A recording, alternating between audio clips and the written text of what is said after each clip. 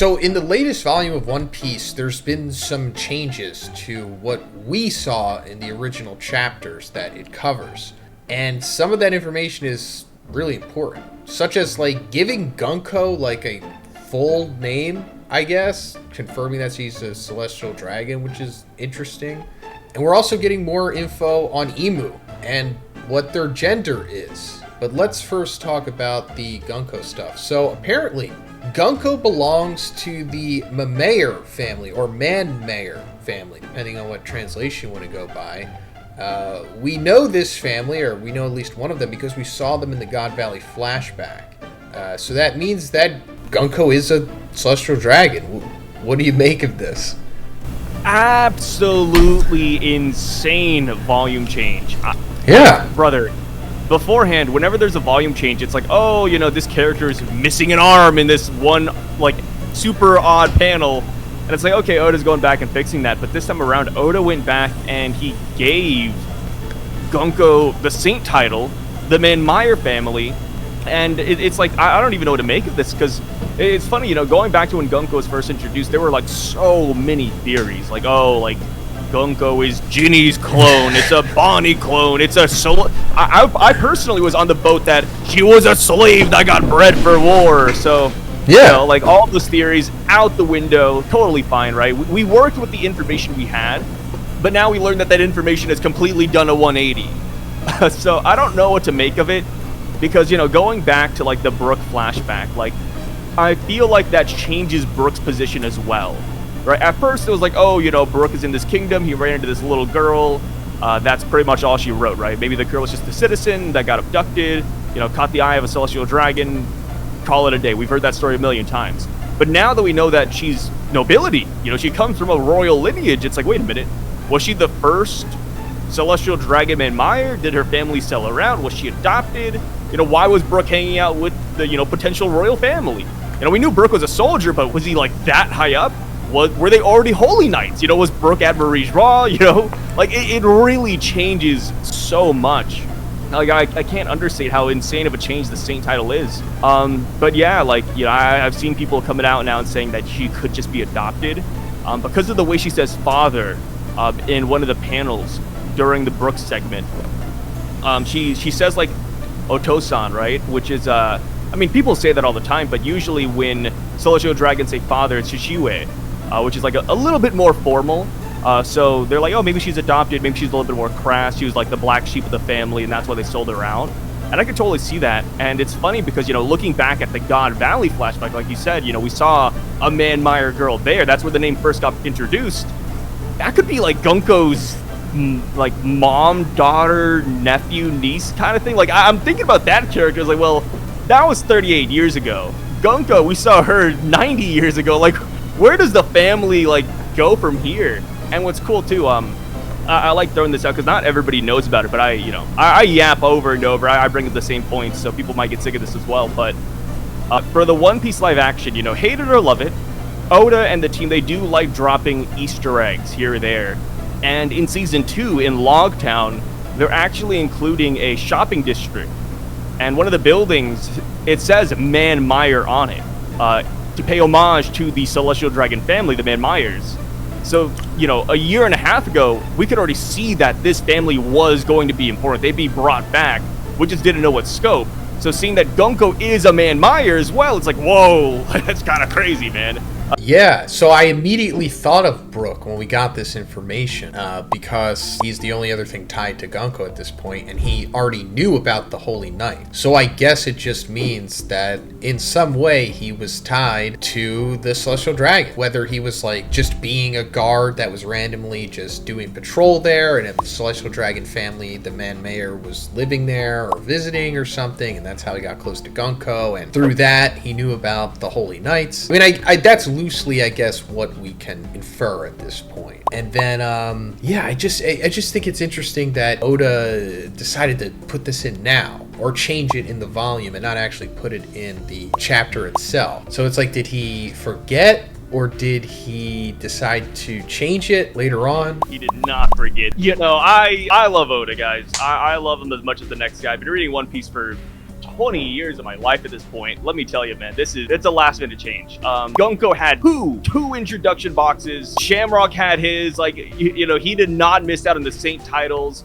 You know, look at Killingham, look at Sommers. They had the family names. Shamrock, who had the introduction box right beside her, had his family name. I think Oda made a last-minute decision, and there's nothing wrong with it. You know, people they hear that and they're like, "Oh, like you hate Oda, Sai, don't you?" No. Like everybody makes those last-minute decisions. It reminds me of like when Oda took that 1 month break in Wano, and he said the reason why is one, it's a break, but two, he also said that it was to like polish up some of the final details of the saga. And it's like, yeah, like I could totally see this being one of those things where Oda had maybe 2 routes, right? He had 2 routes in front of him, you know, Man Meyer, Slave Girl, and he chose Man Meyer and he just called it a day. Which, I mean, it's not bad. You know, I really enjoy this plot development. Like I said, it keeps everybody on their toes. Nobody knows what everyone's gonna do, right? You know, it's wild, man. No, exactly. I like the clarity. For sure. Yeah. I appreciate that. So I'm on board with it. Another thing that we might be getting clarity about, not really sure actually, but it's Emu. So apparently in the Japanese version, the male celestial dragons are called Sei, while female celestial dragons like Gunko and Charlia are called Gyu. And Emu is called Emu Sei. So by Sandman's accord, Emu is pretty much confirmed as male. Now, on the channel, we've been talking about Emu for years now, especially the gender. Is it a woman? Is it a man? Right now, I think that it is a woman, but I do think that Emu inherently is a man. So the Emu Sei thing checks out for me. I'm really on board with the whole thing about Emu doing the body swap. I do think that he's a man in like Vivi's or Lily's body or something like that. I mean, it just seems so likely because like that's a woman's body, and like the voice in the anime is double layered woman's voice and then took over Gunko's body specifically. I agree with you. I think that whatever Emu is, it's going to be a mixture. It's not going to be as simple as like male, female. I think it will be like a combination. And, you know, I always go back to like Final Fantasy when I think of Emu. You know, I think of Omega. Anybody who plays Final Fantasy out there, Omega has like the alpha, the beta version. I think I got that wrong. But, you know, it's like male and female versions of Omega, and they combine together to make this giant robot spider monster. And I think that's exactly what Emu is as well. Started off as a guy, took over a woman's body, so now they're like both. You know, they have the male voice, female voice. I think that's going to be the best way to do it. I don't think that it's going to be as simple as like, oh, we get the reveal it's a girl, we get the reveal it's a guy. No, I think you're on the money with that one. Emu has taken over bodies for maybe all these years to just stay alive. That's how they're still around today. Bringing up Naruto again, kind of like Orochimaru, right? Orochimaru lost his arms and he's like, oh, I need Sasuke's body. You know, Kimimaru, he's dying, he has cancer, I need Sasuke. It's gonna be like that. I think that's the case. As far as Sandman goes, he doesn't exactly like reference where Emu was said. I think he's going back and referencing the Emu Sei we got back at the Reverie. One of the first main ones who dropped like the Emu Nerona line, and he also used Sei to follow up their name. You know, I wish he like said, oh, like it was from this chapter, that chapter, because it's from a more recent chapter and it's from like the Gorosei or if it's from the Holy Knights, and I think that, yeah, that seals the deal, right? But because I think our last reference point was Ivankov, I'm still hesitant on that right away to say like, oh yeah, they're 100% male. I'm a little bit sexist. I wear that as a badge of pride, and I'm kind of like Sanji in a manner where I wouldn't want Emu to be like a full female, like 100%, you know, estrogen, because I would like look at the fight like, is Luffy just gonna like Gatling her? Like, I don't know. Like if it's a guy in a girl's body and like they're a monster, sure. But if it's just like a pure-on baddie and Luffy's over here like, gum Red Hawk, it's like, whoa, Luffy, hold back the punch a little bit, brother. You know what I mean? It's like in Film Red even. You know, Uto was like the main villain, but even then Luffy didn't like Gatling her, he didn't punch her. No, Uta went through the whole movie and didn't really get attacked. And then look at people are like, oh, but Luffy hit Vivi. Okay, he punched her once to wake her up, and then that was it. Like he didn't like beat her down. Like look at the fights in One Piece. Look at what Luffy does to these guys like Kaido, Rob Lucci, Kizaru. I cannot imagine Luffy going like 100% extreme dip, and it's a baddie on the other end of that line, dude. I don't know. Here's how we'll close this one off. So yeah, we talked about this before, like 2 years ago. Actually, I think Par was in that discussion. This came up. Yeah. It was like if Emu's a woman it would be, you know, problematic for Luffy to beat her down. True, for sure. But Imu would be transformed, so it would be Luffy beating up a devil monster. So that softens the blow. Second of all, you did bring up that he did punch Vivi, and that's super interesting, right? Because we're talking about the possibility of Imu taking over Lily's body. So is that like an ultra 6D chess move from Oda, where he was already knew this plot line the whole time, and that's supposed to be like this long parallel with Luffy specifically hitting Vivi, because he's like, that's the only woman he's ever hit in the series as far as I know, besides like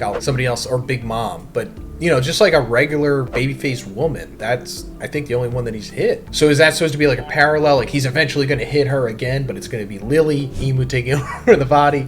I don't know, maybe not. And then lastly, we also talked about how it might be Blackbeard that winds up defeating Imu. So he could take the brunt of woman beating from Luffy. The lion's share of woman beating, yeah. Precisely. That could be the title of the chapter. The lion's share of Blackbeard saying, let me take over.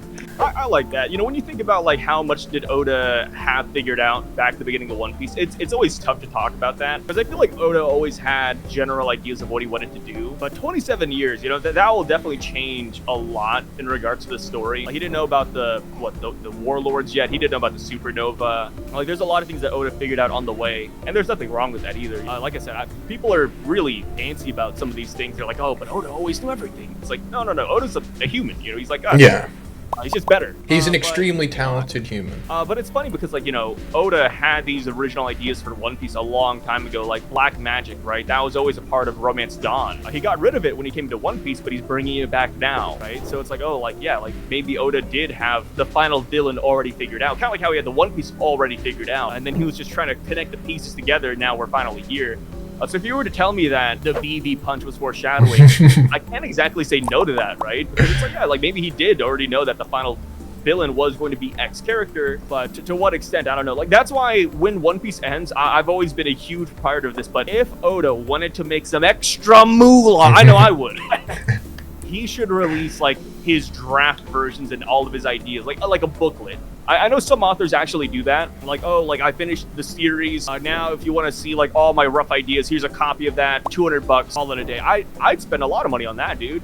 Yeah, like show me all the designs that never came in. Show me all the ideas that never came in. Kind of like the Road to Laugh Tale. We saw like what, 4 or 5 different versions of Yamato. Like Yamato was a samurai. Yamato was a guy. You know, Yamato was talking to, you know, the samurai. Yamato was gonna become one of the. I think he was like gonna have Orochi's position for a minute. And then Yamato's gonna have a crazy, nice conversation with Kaido. Like, we had all those different ideas on paper. I would love that for just the entire story. Like, let me know, like, how, you know, the One Pieces changed over the years. How Ace and his ideas changed with Ace. Sabo, was that really last minute? You know, like, Danika, like, did he have that, you know, broad idea already? What happened with Gunko, you know? Like, I think that'd be so No, oh my god, I would love to have that right now. I would just read it for hours. Yeah. It'd be incredible. But that's pretty much it for this one, guys. Let me know what you think in the comments, of course. Check out Sai's channel. I have the link in the description. Other than that, I'll see you in the next one. Have a good day, guys.